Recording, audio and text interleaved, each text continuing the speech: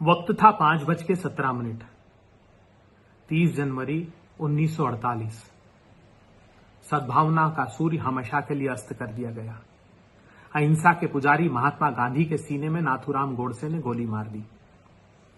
नाथूराम गोडसे ने जिस दिन महात्मा गांधी को गोली मारी, उसके कुछ माह पूर्व एक सार्वजनिक सभा में वो भाषण देता है और कहता है कि गांधी कहते हैं मैं 125 वर्षों तक जिंदा रहूंगा, मगर ये जिंदगी उन्हें देगा कौन?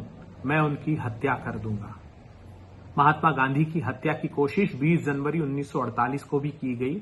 उनकी प्रार्थना सभा में बम फेंककर ये कोशिश की गई। 8 फरवरी 1948 को सरदार वल्लभ भाई पटेल श्यामा प्रसाद मुखर्जी को पत्र लिखते हैं और कहते हैं कि श्यामा प्रसाद जी, जिस देशपांडे को आप जेल से रिहा करने की बात कर रहे हैं, वो बिहार की सार्वजनिक सभा में मुझे और पंडित नेहरू को हत्या की धमकियां दे रहा है। और इसी देशपांडे ने बापू की हत्या के कुछ दिन पूर्व दिल्ली में भी इसी प्रकार का भाषण बापू के लिए दिया था। बापू की हत्या के पहले एक वातावरण निर्मित किया गया। आज 70 साल बाद उसी दृढ़ इच्छा शक्ति के साथ एक गांधी और देश के सद्भाव की लड़ाई लड़ रहा है। देश के अंतिम पंक्ति में खड़े हुए लोगों के न्याय की लड़ाई लड़ रहा है, और वो भी निर्भीकता से। उसे भी धमकियां दी जा रही है। भारतीय जनता पार्टी की एक नेता राहुल गांधी जी के घर के बाहर आकर कहते हैं कि तुम्हारी हत्या तुम्हारी दादी की तरह कर दी जाएगी।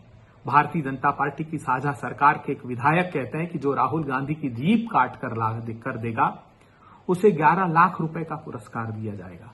संविधान की शपथ खाने वाले एक केंद्रीय मंत्री ये कहते हैं कि राहुल गांधी आतंकवादी है।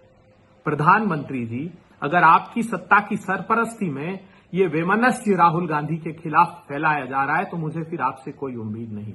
मगर आप संविधान की शपथ खाकर संवैधानिक मर्यादाओं का मान रखते हैं, तो इन लोगों के खिलाफ तुरंत कार्रवाई कीजिए।